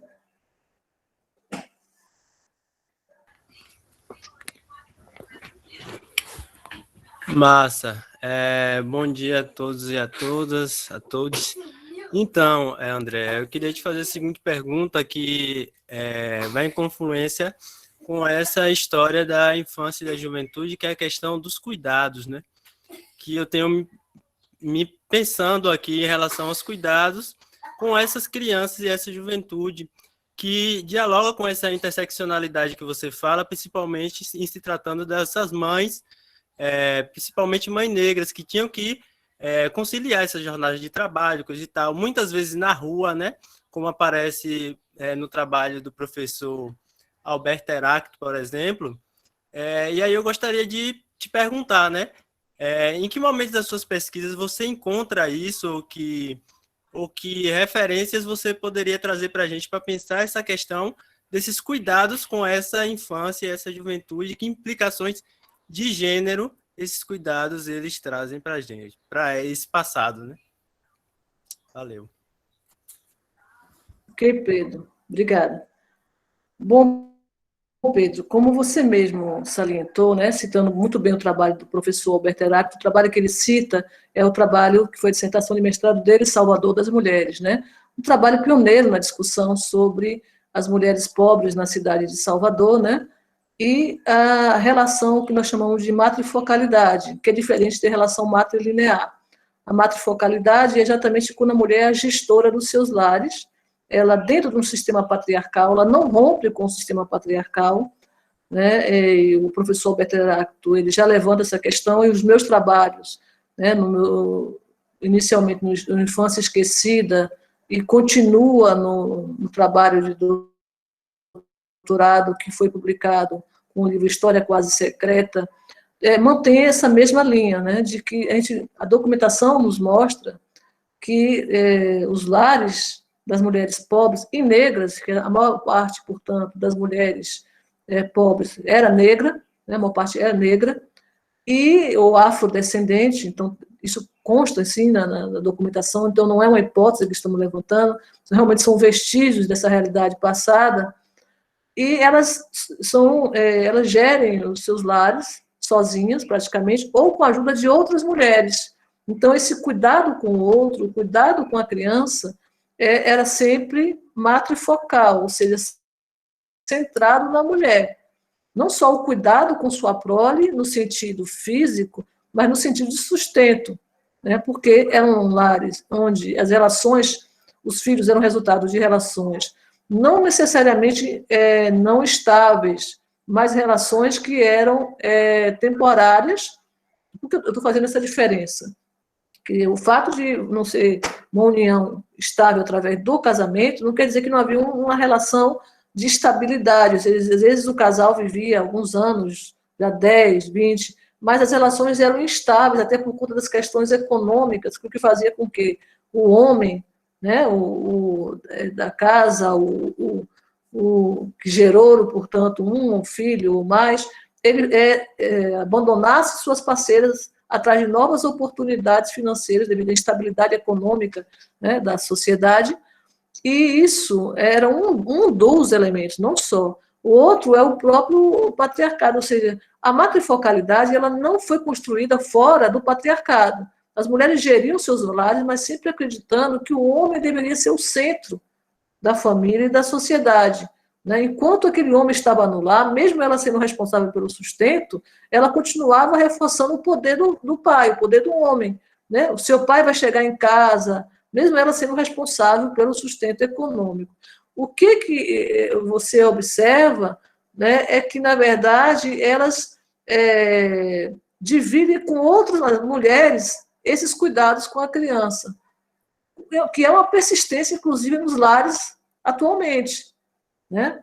Então, você tem mães transferindo para as avós o cuidado com os filhos, para que elas possam exercer o trabalho fora de casa, né? Em quantos lares você encontra isso? Então, nos tempos mais remotos, também isso é visível. Em todos os períodos históricos do Brasil, você encontra isso. As mulheres sendo obrigadas a deixar seus filhos com outras mulheres, no caso, com as avós, com tias, com madrinhas, então sempre com a mulher. Veja que não há um rompimento com o sistema patriarcal. Quando a mulher saía para poder garantir a sobrevivência dos seus filhos, através ou do serviço doméstico em geral, através do serviço doméstico, ou através de atividades de venda, né? Vendendo comida na rua, elas eram obrigadas a deixar sempre com outras mulheres o cuidado com os filhos. Ou então, levar seus filhos para um processo de luta, né, do processo produtivo. Ou seja, seus filhos, a sua prole também acompanhava, às vezes, a mãe. Então, nunca havia, na verdade, uma liberação, era sempre uma sobrecarga, ou delas mesmas, ou de outras mulheres. Né? Não é à toa que, até hoje, esse é um fenômeno muito comum. Né? Por que hoje, na pandemia, a grande preocupação das voltas às aulas é que as avós podem morrer com a doença. Por quê? Porque os filhos podem ir para a escola, serem contaminados e passar para as avós. Porque quem cuida das crianças? Os avós. Né? São as avós que estão ali cuidando dos seus filhos, dos filhos das suas filhas, né? Enquanto elas correm atrás da sobrevivência. Então, isso é uma persistência, portanto, de um padrão, né, de matrifocalidade, onde a mulher é o centro do lar. Né? Então, o fato dela gerir a economia do seu lar, ter que exercer atividades no mundo público através do trabalho, né?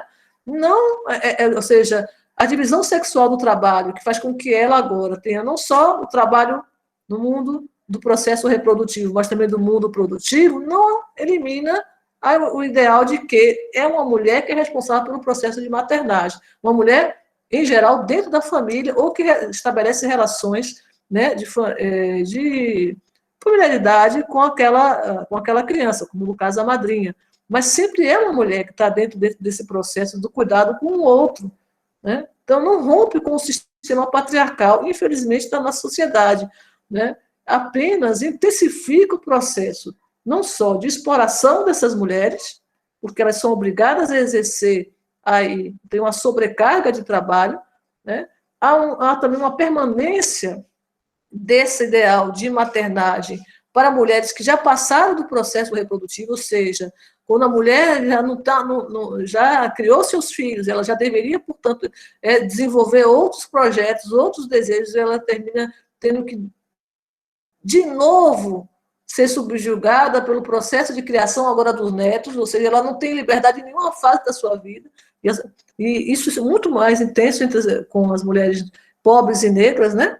Porque as condições materiais de vida, a sobrevivência, não podem ser deixadas de lado, né, quando a gente estuda essa questão.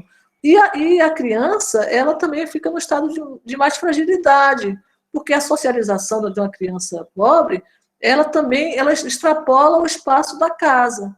Você vê que, atualmente, na pandemia, as maiores vítimas são justamente a população negra, porque é a população pobre que vive em casas onde a concentração demográfica é grande, né, onde não é impossível, portanto, se pensar em privacidade, né, vamos nos isolar em nossos quartos, várias pessoas ocupando o mesmo espaço, e o espaço da rua se torna uma extensão da casa. Né, e a socialização da criança também é feita através desse processo. São as crianças na rua jogando bola, né, são as crianças na rua, né, brincando de corre-corre, né, algumas brincadeiras infantis aqui, que eu estou aqui lembrando. Então, são as crianças socializando na rua, e isso as torna também mais susceptíveis à violência, porque se elas estão ali fazendo da rua a extensão da sua casa, enquanto suas mães estão, né, nas casas dos patrões, das classes médias e altas, cuidando dos filhos ou da casa, né, dos patrões da classe média e alta, os seus filhos estão ali na rua susceptíveis da violência. Né? A violência não só, né, da dominação masculina de vizinhos, de tios, de irmãos, ou seja, ela é vítima, né, a possibilidade de estupro se torna muito maior, porque a vigilância não é tão grande sobre seus corpos e sobre suas vidas, né? Uma vez que elas são obrigadas a ficarem fazendo da rua a extensão da sua casa, mas também da violência, eu vou dizer, institucional, que é a violência policial. Né?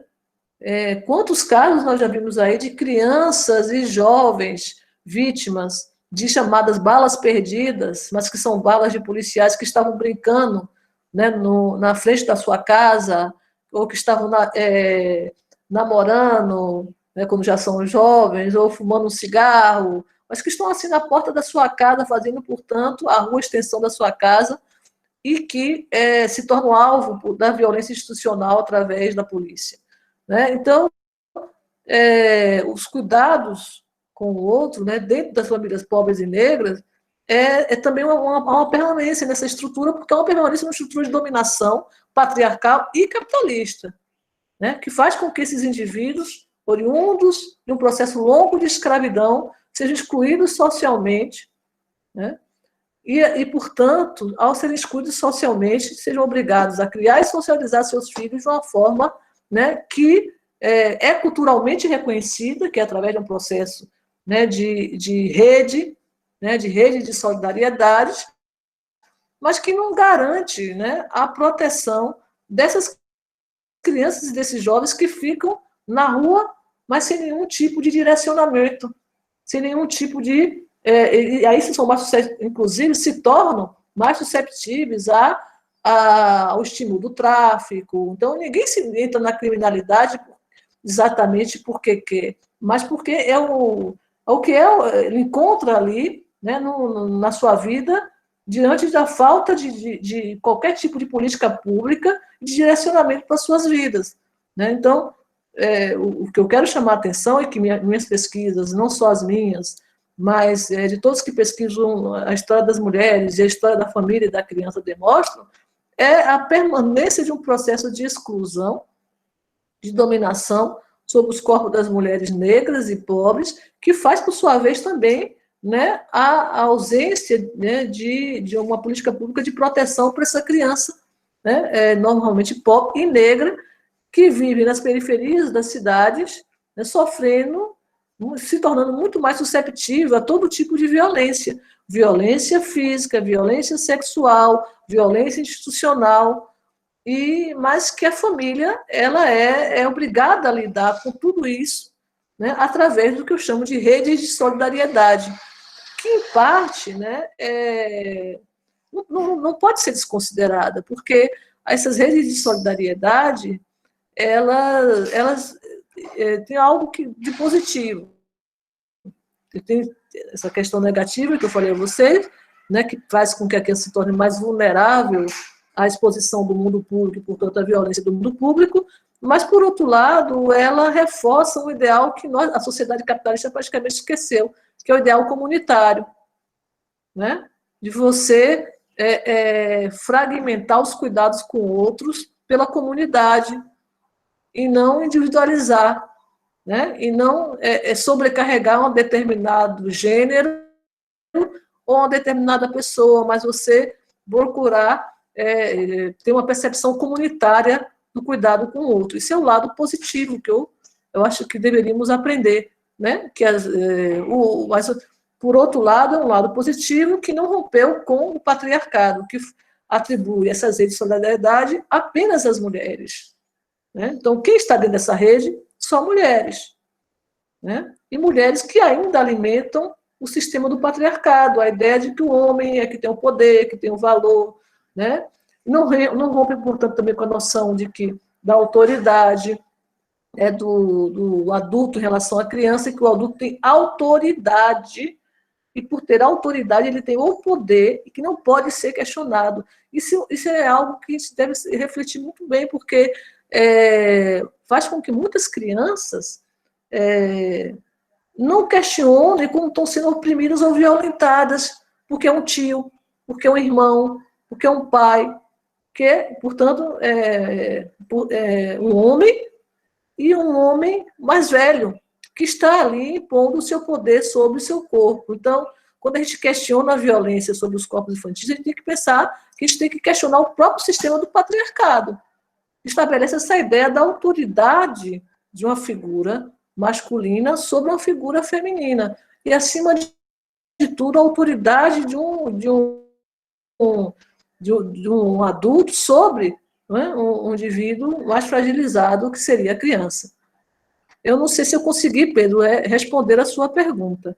Uma pergunta leva a outra, né? Então, se eu não respondi, pode dizer o que foi que ficou faltando. Mileia também se inscreveu para falar, tá? Ok. Pode falar, Mileia, pode abrir o seu microfone. Só um minutinho, deixa eu ver. Opa. Bom dia, estão me ouvindo? Oi. Estou ouvindo, Mileia, pode falar. Saudades, André. Bom dia, e Alessandro, André, queria parabenizar primeiro pelo curso. Eu fico feliz de poder estar participando, né, apesar de estar a 1.000 quilômetros de feira, poder participar desses debates novamente. Né? Acho que pelo menos uma coisa boa para tirar desse contexto horroroso que a gente está passando.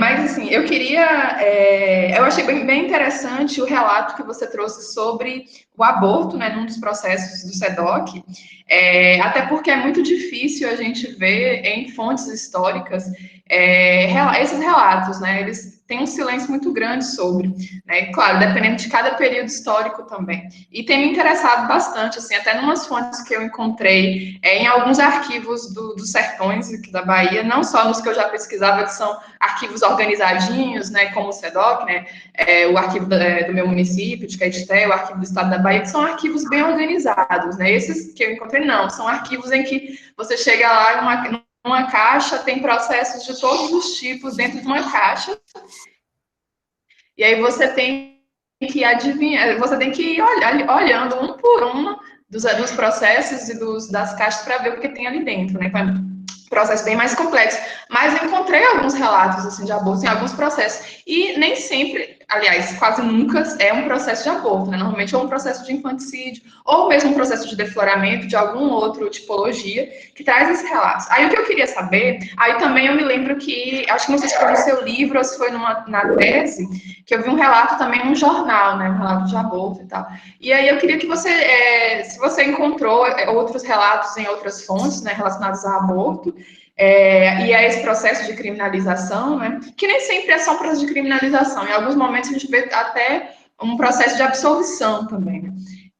Mas se você encontrou esses relatos em outras fontes, e como é que você vê também esses silêncios relacionados a essa questão? É isso.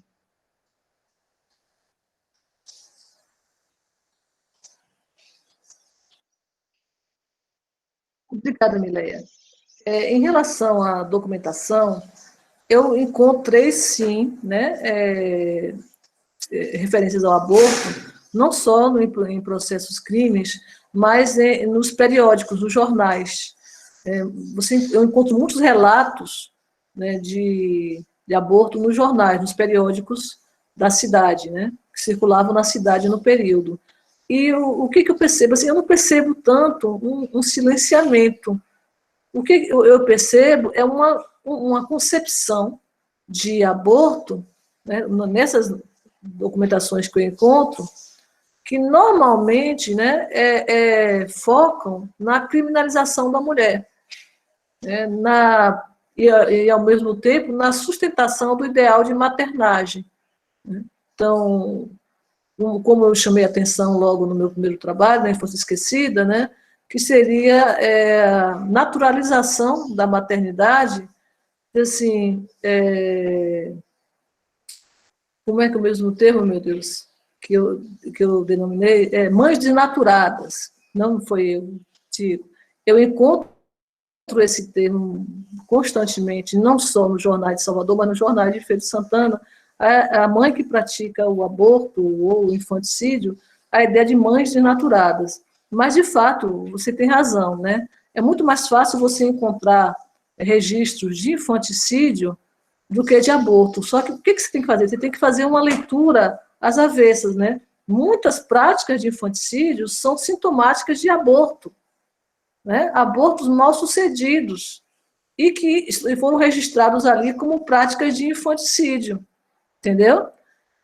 Uma leitura que você encontra. E uma outra coisa, assim, além não só citando casos de infanticídios que parecem abortos, né, que tudo indica que foram abortos mal-sucedidos, sempre o processo de criminalização, mas também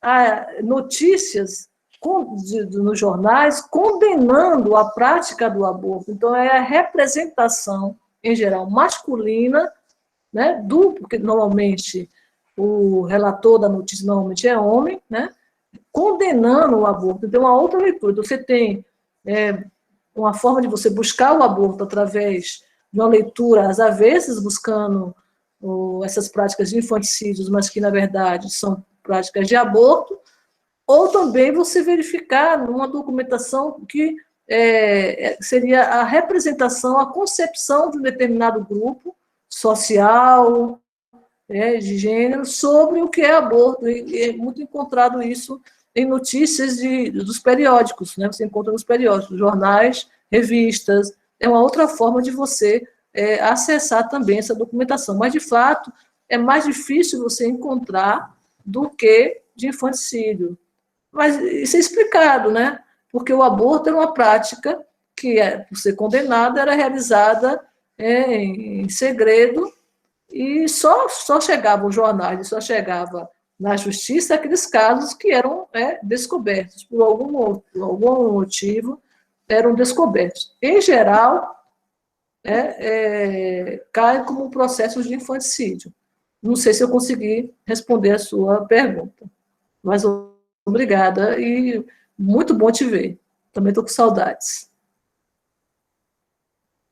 Renata, né, se inscreve, são 11h49, eu gostaria de pedir para a gente finalizar as inscrições em Renata, por causa do tempo, e quem mais tiver perguntas, após a apresentação de Alessandro, que será no dia 31, vocês podem arrematar todas as perguntas, inclusive voltadas para mim, tá bom? Algum problema? Concordam no chat? E aí passamos, então, para a Renata, devido ao tempo. Renata? Oi, Pró. Tá me ouvindo?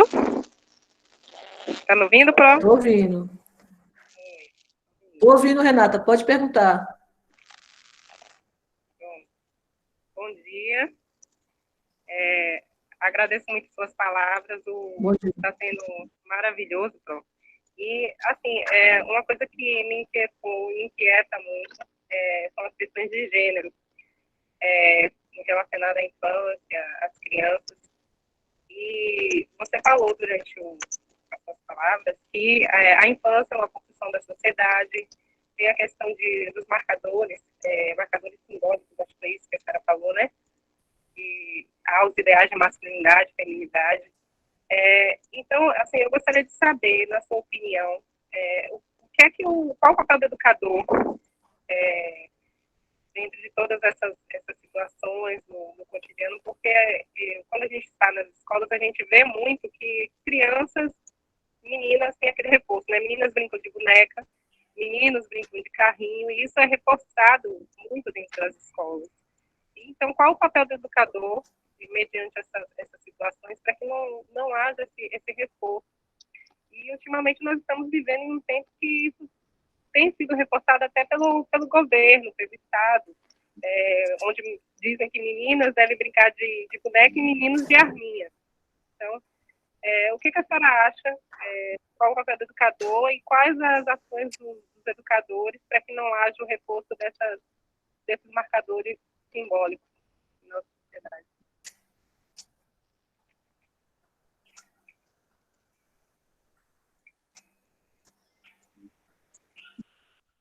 Ok, Renata, muito obrigada, né, pela sua pergunta. Eu não tenho soluções, eu tenho algumas ideias, né, que eu posso levantar aqui. Eu acho que o papel do educador é sempre de transformação, né? O educador ele deve buscar a transformação. Então, contestação, portanto, de todo esse processo, né, de construção da dominação masculina. Isso pode ser feito, ao meu ver, primeiro através do seu próprio exemplo, né? Como você se posiciona em sala de aula, né? Porque muitas vezes nós reproduzimos o machismo, né? Através de palavras, através de pequenas ações. Então, temos que nos policiar. É algo que é claro. Quando você chama um menino para determinadas práticas e as meninas para outras, né? Quando você prioriza a menina para uma determinada matéria, o menino para determinada matéria. Então, se for matérias ligadas às humanas, prioriza as meninas, se for matéria ligada às ciências, prioriza os homens. Então, a primeira coisa é romper com o nosso próprio processo de dominação, que nós introjetamos, nos policiarmos para não repetirmos essas práticas em sala de aula, entendeu? A primeira coisa que eu acho que devemos fazer. E segundo, assim, pequenas ações, atividades, criarmos atividades onde a gente rompa essas assimetrias, né? Atividades onde a gente não defina o que seria atividade de menina ou atividade de menino. Segundo, né, através de brincadeiras, ao meu ver, né, socializar as crianças, porque eu acho que a criança, ela não tem, ela vai construindo essas relações de poder, entendeu? Ela vai construindo essas noções de que feminino é inferior e masculino é superior dentro de casa, e a escola reforça. Então, o que a escola tem que fazer? Ela não tem que reforçar, ela tem que procurar, através de brincadeiras, através, né, de atividades, né, desconstruir esses critérios. Então, não precisar usar necessariamente, né, como eu estou usando com vocês aqui, um diálogo, mas através das ações mesmo. As ações do professor e as ações entre o professor e os alunos, com atividades que permitam desconstruir, né, essas ideias. Eu sei que não é fácil, né? Não estou dizendo que é um trabalho fácil, mas eu acho que é mais fácil do que com um adulto, porque a criança ela está ali pronta ela quer aprender, ela quer trocar conhecimento, né? Ela traz alguns preconceitos de casa, mas quanto menor, acho que é mais fácil ainda, entendeu? Já quando você enfrenta, por exemplo, alunos, né, no nível médio ou na universidade, é mais difícil, porque já vem praticamente com a sua mentalidade formada, né? Formada pela família, formada pelos seus grupos de socialização. E eu acho que a criança é muito mais fácil você lidar com esses aspectos. Agora, é preciso que primeiro a gente se desconstrua, né? Que a gente procure romper, né, com esses argumentos. Só para finalizar a criação 11/55, eu vou dar um exemplo. Nós temos que parar de dizer que, olha, minha vida está difícil porque eu tenho que lavar os pratos e fazer a comida. É verdade. Mas então vamos atribuir dentro de casa a nossa companheira ou ao nosso companheiro que está vivendo com a gente, ou nossos filhos, que se responsabilizem por essas tarefas. Eu não vou mais ficar só responsável pelas tarefas domésticas, porque tem que ser eu. Então, primeiro a gente tem que se desconstruir. Não é fácil. Vocês estão entendendo? Porque é um longo processo de dominação que vai formatando as nossas mentes, né? E levando em consideração que quanto mais velha, mais difícil ainda desconstruir. É mais fácil uma Renata se desconstruir do que uma Andréa, né? Por quê? Porque eu já tenho aí um longo processo onde eu vou sendo construído, né, relações de dominação. Mas todas nós temos que constantemente nos desconstruir. Fazendo isso, acho que é mais fácil a gente atingir nossas crianças e os alunos de forma geral. Basicamente isso, gente, que eu gostaria hoje de conversar com vocês.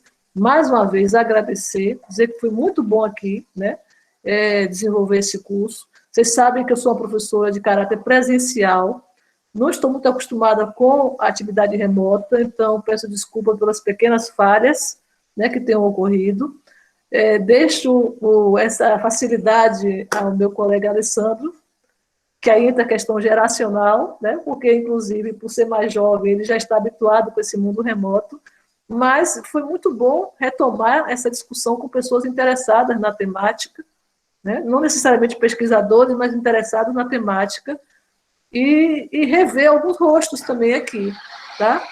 Muito bom mesmo, e espero vocês, portanto, no nosso próximo encontro, no mesmo horário, no mesmo bate-local, que é essa sala virtual, agora para discutir masculinidade com o professor Alessandro Cerqueira.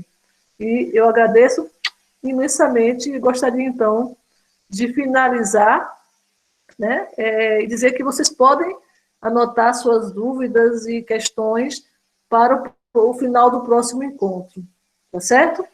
E eu vou tentar também disponibilizar lá no Classroom alguns textos para que vocês possam trabalhar melhor a história da infância e da juventude. Um grande abraço a todas e todos e até o dia 31. Um abraço, Alessandro. Muito obrigada aí pela administração aí dos slides. Então, até dia 31.